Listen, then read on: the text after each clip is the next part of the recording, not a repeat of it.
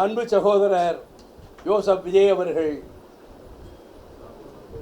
எங்கள் இல்லத்திற்கு வந்து பூங்கொத்து தந்து பொன்னாடை போர்த்திய அந்த செயல், நாங்கள் மாலை அணிவித்தோம், நானும் துறை வைக்கவும் அவருக்கு சால்வை அணிவித்தோம், மலர் மாலை மல்லிகை மாலை சூட்டினோம், அது வேறு. அவர் இப்படி செய்திருப்பதன் மூலம் எதிர்க்கட்சி தலைவர் ஆகியிருக்கக்கூடிய முன்னாள் முதலமைச்சர் சகோதரர் தளபதி ஸ்டாலின் அவர்கள் இல்லத்துக்கு சென்று அவருக்கும் அதை போல பூங்கொத்தை கொடுத்து வாழ்த்தை பெற்று வந்திருக்கக்கூடிய இந்த செயல், அறிஞர் அண்ணா அவர்கள் 67இல் தான் வெற்றி பெற்றவுடன் எதிர்க்கட்சி தலைவர்கள் இல்லங்களுக்கு சென்று வாழ்த்து பெற்றதை நினைவூட்டுகிறது.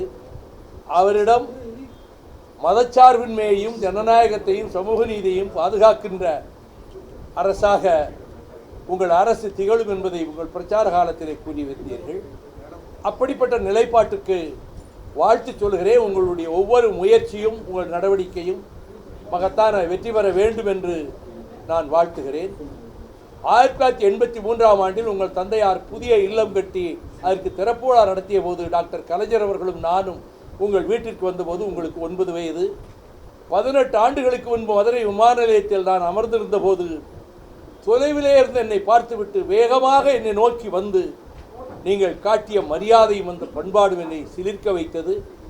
வெள்ளித்திரை உலகில் இப்படிப்பட்ட பண்பாடுகளோடு இவர் இருக்கிறார் என்று நான் அன்றைக்கு மனதுக்குள் மிகவும் நெகிழ்ந்து பிரமித்து போனேன். அந்த சம்பவத்தையும் அவருக்கு நினைவூட்டினேன். அவர் அதற்கு பிறகு I am your biggest fan, உங்களுடைய பேச்சின் பரம ரசிகன், இப்பொழுது விக்கிரவாண்டி போகிறதுக்கு முன்பு உங்கள் பேச்சை திரும்ப திரும்ப போட்டு கேட்டேன் என்று சொன்னபோது எனக்கு ரொம்ப நெகிழ்ச்சியாக இருக்கிறது என்றேன். உங்கள் பேச்சை நான் அந்த அளவுக்கு விரும்பி ரசித்திருக்கிறேன் என்று கூறினார். அதற்கு பிறகு அவருக்கு நீங்கள் எடுக்கின்ற முயற்சிகளுக்கு வாழ்த்துக்களை தெரிவிப்பதோடு ஒரு மிகப்பெரிய சக்தியாக அவர் உருவாகி இருக்கிறார். இந்த தேர்தல் முடிவுகளில் அதிர்ச்சி தரத்தக்க ஆச்சரியங்களும் அதிசயங்களும் நடைபெறும் என்று வாக்கு எண்ணிக்கைக்கு 2 நாட்களுக்கு முன்னர் நான் கூறியது அது மெய்ப்பிக்கப்பட்டு விட்டது. இந்த தேர்தல் முடிவுகளில் அவர் இந்த எதிர்க்கட்சி தலைவர்கள் எங்களை பொறுத்தமட்டில் எங்களுக்கு 2 சட்டமன்ற உறுப்பினர்கள் தான். ஆனால் அவர் இப்படி வந்து சந்திக்கக்கூடிய இந்த சமிக்ஞை ஒரு ஆரோக்கியமான அரசியல் தமிழகத்திலே ஊக்குவிக்கப்பட வேண்டும் என்பதற்கான சரியான சமிக்ஞையாகும் என்று நான் கருதுகிறேன்.